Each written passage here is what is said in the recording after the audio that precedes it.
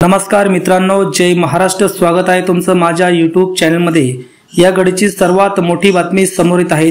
अजित पवार गटात सर्वात मोठा भूकंप, मोठे नेते शरद पवार गटात जाण्याची शक्यता। मित्रांनो, काय सविस्तर बातमी जाणून घेऊया त्या अगोदर तुम्ही जर आमचं चॅनल सबस्क्राइब केलं नसेल तर सबस्क्राइब करा आणि बेल आयकॉनला प्रेस करा। अजित पवार यांनी शरद पवार यांच्या पाठीत खंजीर खुपसून पक्ष फोडला आणि भाजप सोबत हात मिळवणी करून सत्तेत सहभागी झाले। त्यावेळेस मोठी राजकीय घडामोड महाराष्ट्रामध्ये पाहायला मिळाली। त्यानंतर लोकसभेच्या निवडणुका लागल्या। लोकसभेच्या निवडणुकामध्ये अजित पवार गटाला मोठ्या प्रमाणात अपयश आलं। त्यामुळे अजित पवार गटातील नेत्यांच्या मनामध्ये धकधक वाढलेली आहे। अजित पवार गटात राहून आपलं राजकीय करिअर संपुष्टात येईल अशी भीती या नेत्यांना वाटत आहे।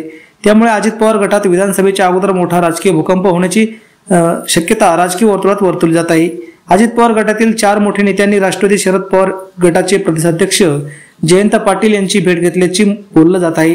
त्यात पश्चिम महाराष्ट्रातील आणि नाशिक भागातील नेत्यांचा समावेश असल्याचं देखील या ठिकाणी बोललं जात आहे।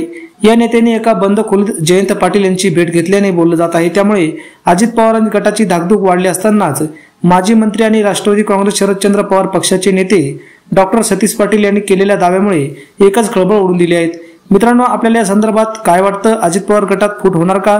आपल्या प्रतिक्रिया नक्की कमेंट बॉक्समध्ये व्यक्त करा। धन्यवाद। जय महाराष्ट्र।